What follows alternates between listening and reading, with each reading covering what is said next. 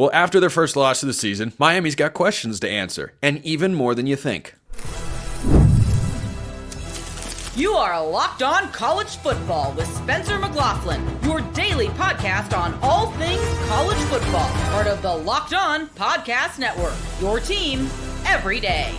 Welcome, everybody, to another episode of Locked On College Football. I'm your host, Spencer McLaughlin. Thank you so much for making this your first listen or your first view every day. Part of the Locked On Podcast Network, your team every day, and your daily source to stay up to date with this, the greatest sport on planet Earth, crazy as it is. This episode brought to you by our friends at FanDuel, where you can get a big return. New customers, place a $5 bet, and you'll get $150 in bonus bets if you win your first $5 bet. Visit FanDuel.com to get started. We're getting started with Alex Dono of Locked On Canes. We'll talk about the wild Big 12 that nobody wants to win, and Florida State's getting a jump start on the offseason because there's nothing to play for here during the season. And you know that, Dono, because Miami blasted Florida State because, well, they stink. Might be the worst preseason top 10 team of my entire life. I like the prospect. Well, I think they're the worst preseason top 10 ever. There's stats now to back that up. They are the worst ever. I mean, it's crazy. It's crazy. But what was not totally crazy to me, Dono, was that Miami lost on Saturday. And if Haynes King played, I said going into the game,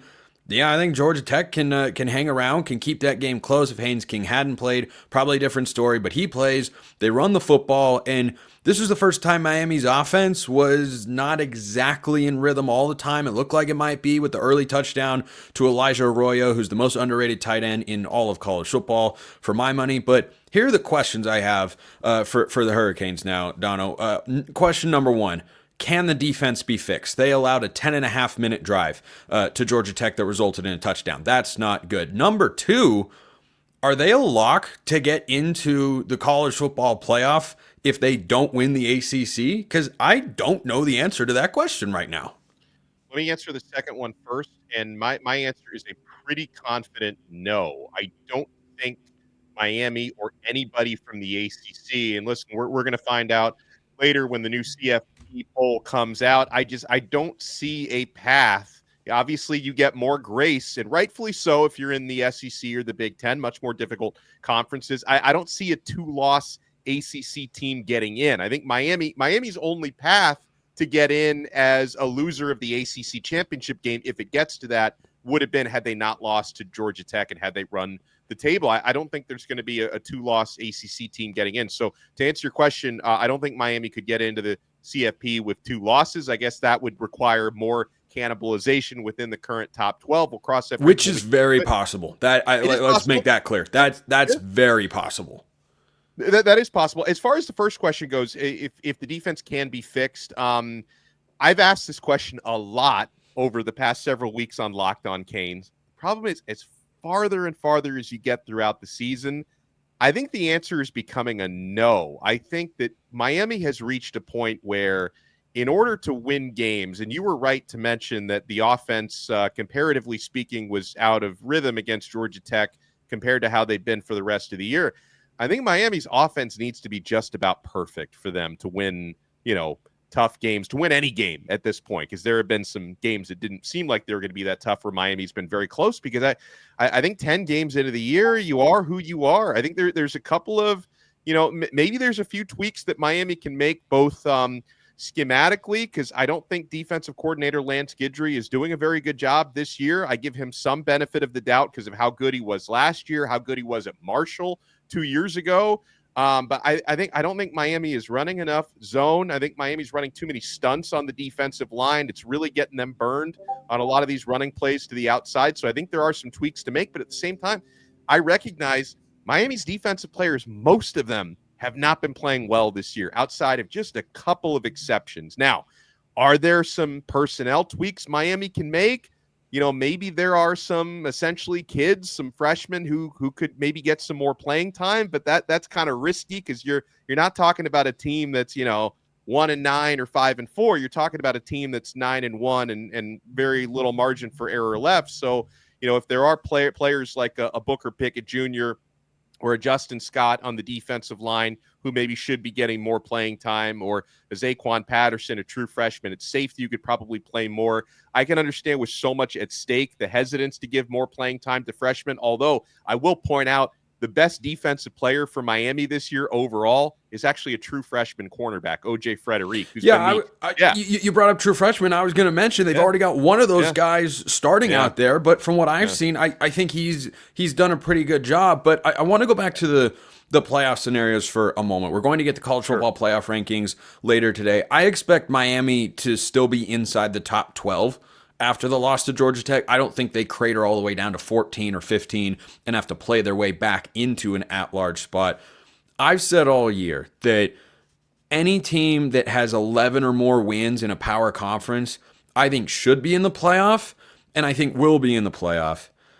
But I'm kind of leaning towards your sentiment of I don't know. If Miami were to win their next 3 games, which they should, they absolutely should. Syracuse could maybe give them a bit of a push, but I think they're going to win their next 3 games and end 11-1. But if they're sitting there at 11-2, how much is the College Football Playoff Committee going to reward them for making the ACC championship game compared to a team that has to play in the SEC? That's the go-between that you have to balance here if you're the playoff committee. And everybody talks about SEC bias all the time. It could rear its head. It could come into play here. But on the flip side of things, do they want the perception of we're going to punish you for making the conference championship game? I think if Miami ends the year 10-3, if they lose another game but still make the ACC title game, then they're definitely out of the playoff. I don't have any qualms really about that because the ACC isn't that strong. But 11-2 non-conference champion, I think when that rankings reveal show comes out, there will be a lot of sweaty eyebrows in Coral Gables. Yeah, no doubt about it. And listen, if they only have themselves to blame. And again, I think Miami's in a situation where the offense has to play pretty much perfect in order for them to bail out the defense, because I don't think the defense is getting dramatically better if they get any better. I think some of the lessons that Miami has to learn coming out of this Georgia Tech game, I hate to criticize Cam Ward at all because he's been so brilliant this year, but there are times when you sense, and I don't think he's doing this because he's trying to win the Heisman. I know people try to throw that out there. I just think he's a gunslinger, and he always has like you said, and him having covered the Pac-12. He's always looking for the play 40 yards downfield, and sometimes he misses the check down. Sometimes he doesn't see it. Sometimes he hangs around in the pocket too much because he's looking for those plays to develop downfield. I think maybe for the next couple of weeks, sometimes it's okay to take the check down. I also thought from a coaching standpoint, overall situationally, I've been very complimentary of Mario Cristobal. Obviously, I'm aware of his reputation. Really, up until Saturday, I thought he'd done a very good job from a game management standpoint. I didn't think he did a good job at all on Saturday. Miami went for a couple of very regrettable 4th downs when they were in field goal range. They literally left 6 points off the board in a game that they lost by 5 points. So I thought that there were certain things that came back to bite them. As far as the big picture goes, I mean, at least I actually take some comfort in knowing that the coaching staff at Miami, they don't allow themselves to look at the big picture. I don't think they're having any conversations about what it's going to take to get into the playoff. Ironically enough, Miami does control their own destiny because when they lost to Georgia Tech, immediately after that loss, they had given up control of their own destiny. A few hours later, Pittsburgh gave it right back to them by losing at home to Virginia. So Miami is in the driver's seat, but they've made an emphasis, Spencer, all year long of trying to go 1-0 every week and only looking at what's directly in front of them. If I'm going to look for a silver lining in losing a game, it's tough to do. At least I know they're not going to mismanage the bye week, right? If there was any thoughts of maybe kind of Miami's heading into a bye week, if there's any thoughts of kind of kicking your feet up and relaxing, that's completely out the window. So I need to see more focus and more fundamentals from the defense, especially when Miami comes out of that bye week against Wake Forest. And just for those who don't know, Miami would get in over Clemson if they win the rest of their games. If both teams win out the rest of the way, Miami would make the ACC championship game and not Clemson. I don't think a 10-2 Clemson team is a threat to make the college football playoff. And they've got Pitt this week. Clemson's got Pitt. You best be careful. There's a couple of teams that we thought once upon a time, conference championship, playoff, and now we're like, Outback Bowl, Citrus Bowl. Yeah, let's do it. Plenty of questions to answer. Alex Dono, Locked On Canes. Check him out on YouTube, wherever you get your podcast. Alex, appreciate it as always. Thank you as always. So everybody wants to win the ACC. Not everybody can, but everybody wants to. I look at the Big 12, and my thought every week is nobody wants to win this conference. Iowa State, No, not really. BYU, they got to lose eventually, right? They and Miami have a lot of similarities. Let's talk about the wild, wild world of the Big 12, where Colorado's favored to win. Oh boy, some of you are going to hate hearing that, but we're going to talk about it next. Locked On College Football fans, listen up. You need to download the Roy app because they are revolutionizing the NIL game by allowing you, the fans, to determine who gets the NIL dollars. And here's what you'll absolutely love about Roy. You get your money back if the player you donate to transfers. Roy is helping keep your team intact, and that is good for the game long term. You can show your support for somebody like Jalen Milroe, who is my Roy Player of the Week. If you're an Alabama fan, he ran for 185 yards. He only threw for 109 in a blowout win against LSU. But that's enough to get you the Roy Player of the Week here on the show. So you can deposit a little appreciation into Jalen Milroe's account or any other player's account to do that. Download the Roy app. You can see what the logo looks like if you're watching on YouTube, or joinroy.com. That's where you go. Download the Roy app or go to joinroy.com. Use promo code LOCKEDON. Every athlete from every team is there. No purchase necessary. Void where prohibited. Go to joinroy.com for full terms. Roy, support the players, change the game. BYU's undefeated. Well, they're obviously the favorite in the Big 12, just by lieu of their record, of course. Who's challenging them? Drake Toll, Locked On Big 12, here to discuss that with me. I don't know, Drake. Nobody actually wants to win this league. I'm convinced BYU will lose at least one regular season game, or at least the conference championship game. The magic has to end at some point, right? Wink, wink. Serious question. Who wants to win this league? What? Good answer. For Big 12 fans, the first thing they'll think when they hear that is, did you not know about the Colorado Buffs, who have only lost one game in conference, or the BYU Cougars, who are undefeated in conference, or both teams that are on a winning streak and playing maybe Colorado their best football, quite possibly, and for BYU, they just have this knack for winning games at the very end when they need to, or blowing people out like they did UCF or Kansas State. So if you think about nobody wanting to win the Big 12, I would say nobody outside of two teams wants to win the Big 12 right now. Kansas State slipping against Houston, Iowa State losing 2 straight. But all you need for the conference championship is 2 teams, BYU and Colorado. And both of those teams are on a crash course for the Big 12 championship game. So maybe nobody does want to win this conference if it was a 14-team league, sans those 2 teams. But guess what, Spencer? They still exist in this league, and unlike Utah, which has brought us down to 15 now, those 2 are here, and they're winning football games. And as long as that's the case, the Big 12's got the Buffs and the Cougars in a college football playoff matchup in Arlington, where if BYU loses, you might get 2 teams in. Yeah, I think that's the only scenario where you get 2 teams in. I think Colorado's schedule coming down the stretch with Utah not being any good and Kansas having a sub 500 record. Kansas still capable of going bowling, by the way, after their upset of Iowa State last week. Some people picked Utah and Kansas to make the Big 12 championship game. I don't know who those people are. Joel Klatt. And you and I said Joel Klatt just may not know ball. Yeah. Preseason we said it also. Exactly, which is why we are on this show and Joel Klatt obviously is not. So those 2 teams are on Colorado's schedule coming down the stretch. BYU has to go to Tempe and play Arizona State. I ask you right now, you have to place $50, probably with our friends at FanDuel, on one of those teams losing coming down the stretch. Who are you banking on?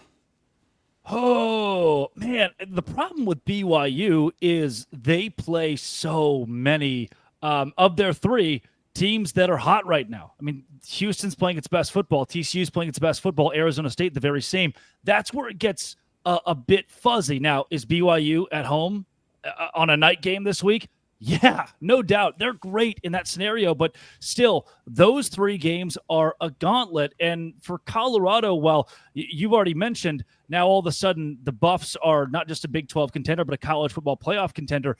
They have to keep winning. Both of these teams have to keep winning because of that Kansas State loss. The Wildcats are hoping the Buffs will lose. They drop into a tiebreaker scenario somehow, and there Kansas State sits waiting for the Big 12 championship. And Spencer, I think you would agree, if Kansas State wins the Big 12 championship, you might not be looking at a first-round bye. That 4 seed might go to Boise State. I mean, there's a legitimate scenario where the Big 12 gets really snubbed by a Kansas State or even a Colorado victory in the Big 12 championship. But to answer the question you asked, I do think because BYU seems like this team of wild destiny, Colorado might slip first, though I'm not very confident that BYU's schedule the rest of the way is that easy, though I do see Utah and Kansas both giving the Buffs at least a little trouble. The great thing about this league is it's even more spectacular than we anticipated before the season. Before the year, we came in and said this is going to be the most competitive, this is going to be the deepest conference championship race in the country. Now, the SEC certainly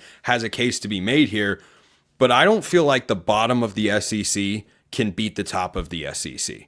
Vanderbilt is not the bottom of the SEC. South Carolina is not the bottom of the SEC. Those are just pretty good football teams over there. The bottom of the Big 12, Kansas or Utah, can beat the top of the Big 12. I mean, Utah all but had it in their grasps, and then they got a little bit too much of the grasp in the eyes of the official to keep the game alive and whatnot. But they could have beaten BYU over the weekend. So BYU, a short favorite at home this week against Kansas. Yeah, of course they can lose that football game. But I have brought up before what you just alluded to, which is there is a realistic world where the Big 12 champion, if it isn't BYU, I think it's almost assured the Big 12 champion isn't going to get a first round bye. We'll see what happens in the college football playoff rankings that come out later today as this show airs. Well, but if it's not BYU, who's going to have a win that leapfrogs them ahead of Boise State? I want to give BYU fans some solace here. If you lose the Big 12 championship game, you probably end up, if you're 12-1, with the 5 or 6 seed playing a home game. Provo, Utah, college football playoff, night game, that kind of rocks. If you're the coaching staff, you hate it. Give me the bye. If you're the fans, that's cool. And then the Kansas State or the Colorado, who's still sitting there, might be in the 9 or the 10 range playing a road game in the first round of the playoffs. We'll see how that pans out. But I do want to push back a bit here. We have seen... Could you imagine, really quick, could you imagine? I don't think the playoff committee would do this, but we've never seen a 12-team playoff before. True. What if Kansas State, just as an example, beats BYU in the Big 12 championship game? BYU doesn't have the bye. Kansas State doesn't have the bye. Any chance that they get rematched in the college football playoff round 1? That would be... No, there is no chance, but it'd be kind of funny. That's what I thought, but then kind of funny, right? It would be... I don't know, but there are a lot of things in college football that make me feel that way. March Madness would never pit 2 in-conference teams against each other round 1, maybe round 2. I think the playoff would work the same way for football. Let me push back a bit, though, with your argument about the SEC. We saw Kentucky beat Ole Miss. We saw Ole Miss beat Georgia. Like the cream of the crop in the SEC right now. Ole Miss lost to Georgia, but they pushed Georgia. Yes, that's a fair point. Ole Miss beat Georgia. Ole Miss. Sorry, I was thinking Kentucky. You're right. So I'm out of it. Beat Ole Miss, and then Kentucky ends up being really, really bad at football, and then Ole Miss beats Georgia. So transitive property doesn't work in college football, right? Georgia struggles against Kentucky. They still win that game, okay? I'm not saying Kentucky's better, but we've seen bottom-tier teams, bottom of the conference in the SEC, Arkansas beating Tennessee. There is still parity in the SEC. Arkansas is not a bottom feeder, though. They're not very good at football right now. We just saw them get They're killed not that by bad. Ole Miss. And again, Kentucky is that bad, and they lost to Georgia, but they beat Ole Miss. Kentucky's a valid point. I will grant you that. And who have we seen do that to Colorado? Who have we seen do that to BYU? Who have we seen do that to those 2 top-tier Big 12 teams? Nobody. And even Houston, I'd put in the category of Arkansas. Utah just pushed BYU, and Baylor was a Hail Mary stop away from beating Colorado. Pushed or won. Who won the games? Utah pushed BYU. Who won between Ole Miss and Kentucky? So we're talking top tier winning against the bottom tier, or vice versa. There you go. Oklahoma State pushed BYU. Who won the game? That's what it comes down to. That's what the committee's. They're going to talk about. Close game. They're going to say Northern Illinois beat Notre Dame. We're not going to talk about Alabama struggled in the first half against USF for 3 quarters. Who won the game? And also Sagarin rating, for whatever it's worth. Big 12 is the second best conference in the country. I don't know if that matters for anything, actually. And 12 of the Big 12 16 programs still in contention for the conference title. That's pretty cool too. That's the point that I'm trying to get at. Yeah. The number of teams that feel like they can play at that level, I think it is higher. I think it's higher in the Big, and I'm not saying that's a bad thing. I'm saying that's what makes the league so chaotically good. And yeah, I mean, Mississippi State would get killed by any. But in the same vein, Oklahoma State would get killed by anybody at the top of the Big 12. It seems like right now, as they have in the past. I'll leave you with this too. We may have more time. I don't know. Half of the Big 12. We have 60 half seconds. Of the Big 12's games this year, 50 games in conference, 25 decided by one score. That's crazy. How do you and by the way, do that? By the way, here are the point spreads in the Big 12 this week. This is like NFL stuff. 1.5, 10. How about Colorado minus 10 against Utah? Goodness gracious. 1.5, 10, 3, 9, 9, 3. That's awesome. It's just phenomenal. It's and Colorado it's has so an average good. margin of victory of 17.2. Colorado margin of victory 17.2 in Big 12 play. The Buffs are hot right now. The Buffs are indeed very hot right now. If I say, hey, you can put $50 down on one team to win the Big 12, not named BYU, who are you picking? The Colorado Buffaloes. Deion Sanders, goodness. baby. What a time to be alive. What a time to be alive. Drake Toll, Locked On Big 12. Appreciate it as always, Drake. Awkward outro in 3, 2, 1. I had waffles for breakfast. Florida State's getting a jump start on the offseason. How hot does Mike Norvell's seat look with that spectacle? Talking about that next.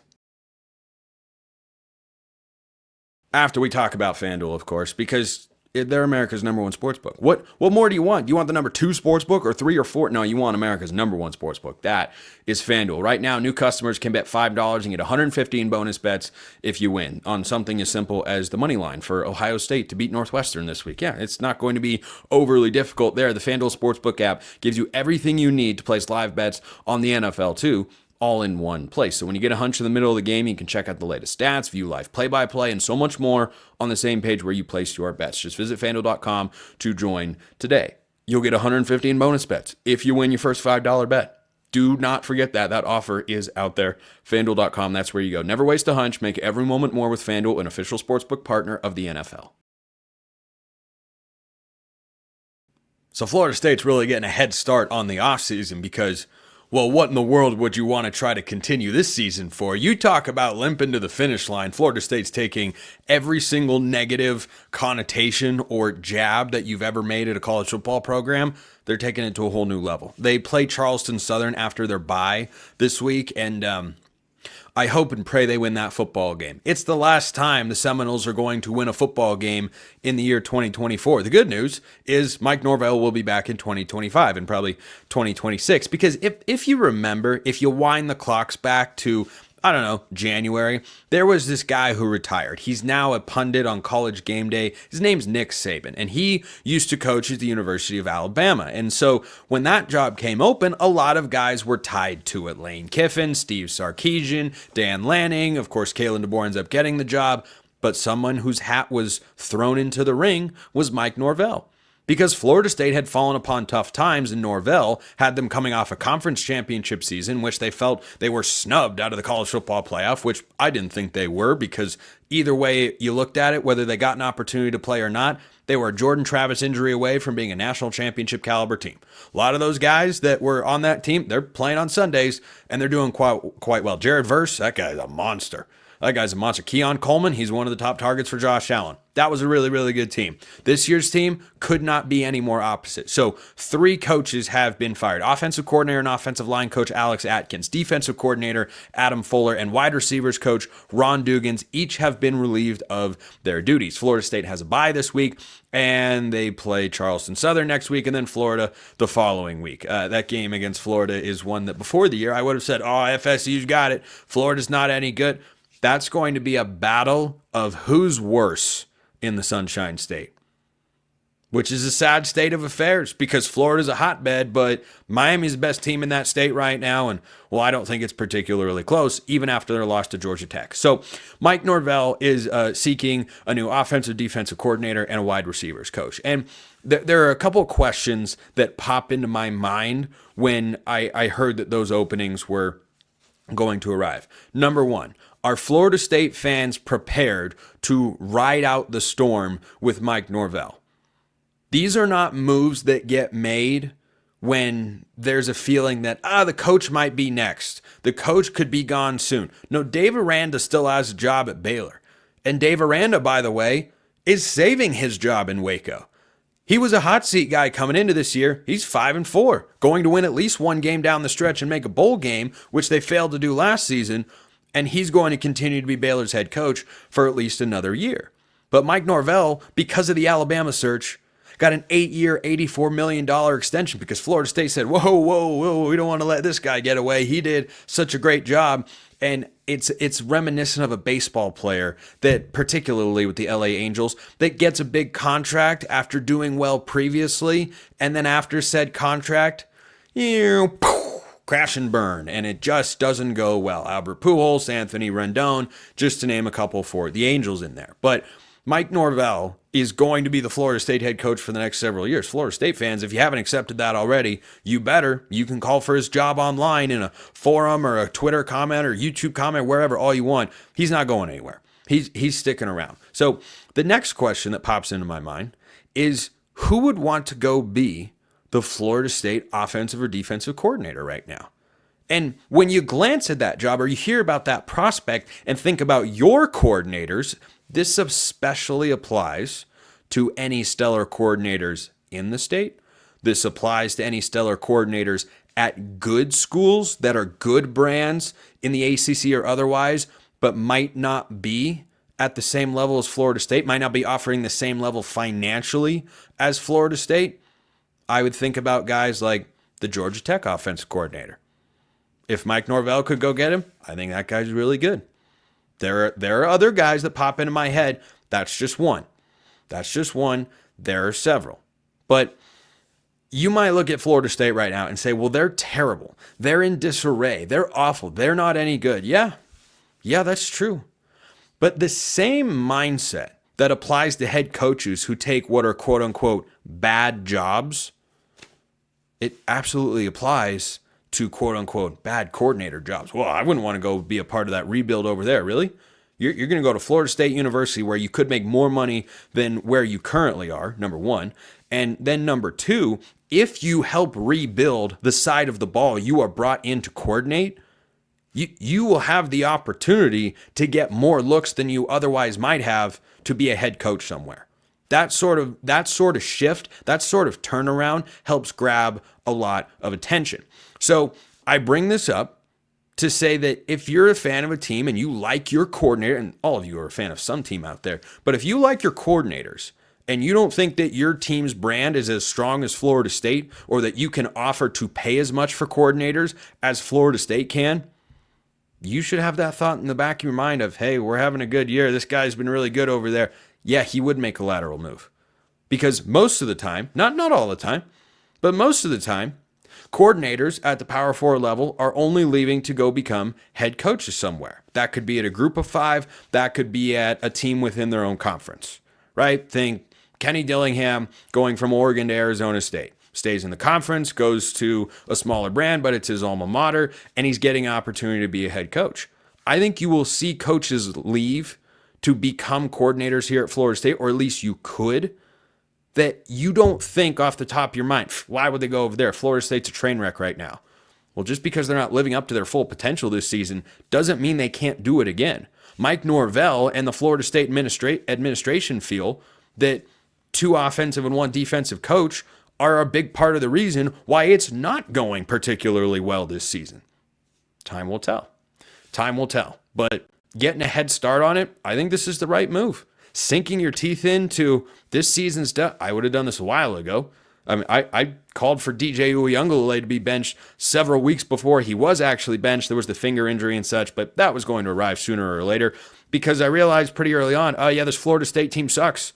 I thought they'd be good before the year, me and everybody else in college football, because they added a bunch of transfer talent. The NFL draft scouting community had given their defensive line one of the best grades in the country, and yet they couldn't pressure quarterbacks or stop the run consistently. Georgia Tech showed that in week 1, and it just keeps getting worse. Notre Dame drugged them 52-3. I mean, just drug them straight through the mud. Drug, I don't even care. English is a dumb language anyway. That was a complete and utter beat down again. And by the way, for those of you that haven't checked in on Florida State in a while, allow me to read you their scores since the last time you probably heard about them. So you saw the Georgia Tech game. You saw them lose to Boston College and Memphis. They beat Cal. And then once they got housed by SMU, and lost to Clemson, you probably thought, all right, I don't need to pay attention to this anymore. It's a mess. Duke beats them 23-16. That's the closest game they've played. Miami, 36-14. Miami has a tendency to play everybody tight, not Florida State. They're not good enough for that. North Carolina, who could have a coaching vacancy at the end of this year, 35-11. Notre Dame, 52-3. Oh, boy.